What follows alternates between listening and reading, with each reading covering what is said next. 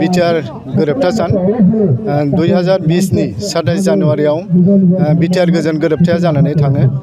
दा गिबियावनो आङो बे गोरोबथायाव जाय बिथांमोनहा जोंखौ हेफाजाब होनानै गोरोबथा खालामबाय, भारतनि प्राइम मिनिस्टार नरेन्द्र मदि आरो नखर मन्त्रि अमित शाह आरो जोंनि आसामनि चिफ मिनिस्टार हेमन्त बिश्व शर्मा आरो बिटिआरनि गाहाय खुंगिरि प्रमद बर' सारनिसिम गिबियावनो आङो गोजोननाय बावहरदों जे बिटिआर गोरोबथा, बे बिटिआर गोरोबथानि जोहै जोंनि बिटिआर ओनसोलाव मोनसे गोजोन जे थासारि बियो फैबाय। दा जोङो बुंनांगोन जे मोनसे समाव जोंनि जे बिटिआर, बे बिटिआर ओनसोलाव गोबां मोनसे गाज्रि थासारि दंमोन।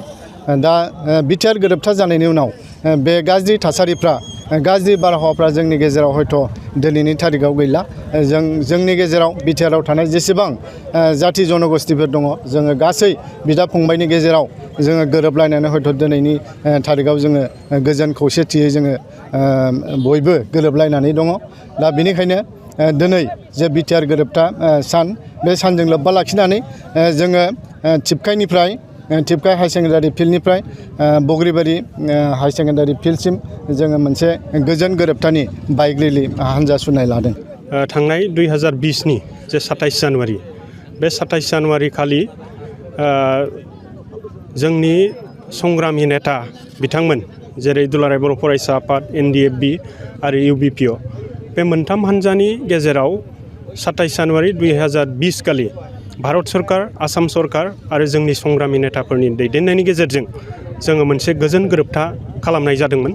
दा बे गोजोन गोरोबथा खालामनायनि गेजेरजोंनो दिनै जोंनि बिटिआर ओनसोलाव नैबे 5 बोसोरनि गेजेराव मोनसे गोजोननि जे थासारि आरो गोजोनखौ जोङो गायसननो हाबाय।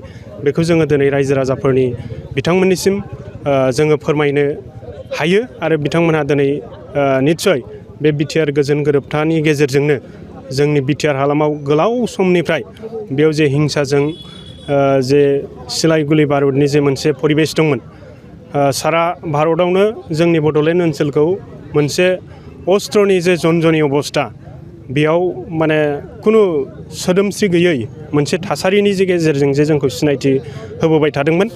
जों दिनै खिन्थु नैबे बिटिआर एकर्डनि गेजेरजों, गोजोन गोरोबथानि गेजेरजों जोङो दिनै बे बोसोरब्रैनि गेजेरावनो दिनै जोङो एसे बर' जाथि हिसाबै एबा बिटिआर ओनसोलाव जेसेबांनाखि जनगोष्ठी दङ, बेयाव जोङो मोनसे गोजोनखौ गायसननो हाबाय होननानै जोङो रायजो राजाफोरनिफ्राय जोङो बेखौनो मेसेज होयो। दिनै मानगोनां जोंनि पर्बतझरा जिल्ला UPPLनि आफादगिरि नेहाथारि बिथांमोननि दैदेननायाव जोङो दिनै बेयाव गासै 500निबो बारा बे बाइक हान्जा सुरनायखौ जागायगोन, गोजोननि हान्जा सुरनायखौ। आरो बे हान्जा सुरनाया नैबे टिपकाइ हायार सेकेन्डारि फोथारनिफ्राय जागायनानै बियो ओरै पलासगुरि सांमोन्दा जानानै थांनानै जालाबिला आरो महामाया बे फिल्डआव जोबहैगोन। दा आङो बेखौनो खावलायदों, जोंनि जे दिनैनि बिटिआर गोजोन गोरोबथाखौ सोमोन्दो लाखिनानै जे गोजोननि जे बाइक हान्जा सुरनाय, बेयो मोजाङैनो मोजां जोङो जाफुंगोन। आरो फैबाय थानाय समाव बिटिआर ओनसोला जेन' गोजोननि थासारि फैनानै जोङो फारफ्रोम बिथिङावनो जोंनि बिटिआर ओनसोलाव थानाय जेसेबांनाखि जाथि जनगोष्ठी दङ, बेखौ जोङो खौसेयै लानानै मोनसे गेरेमसा जोङो माहारि दानो हायो बिटिआर ओनसोलनि रायजो राजाफोरखौ लानानै। बेखौनो जोङो रायजोफोरनिसिम आसा खालामो। जोंखौ निस्सय मदद आरो हेफाजाब होगोन रायजो राजाफ्रा।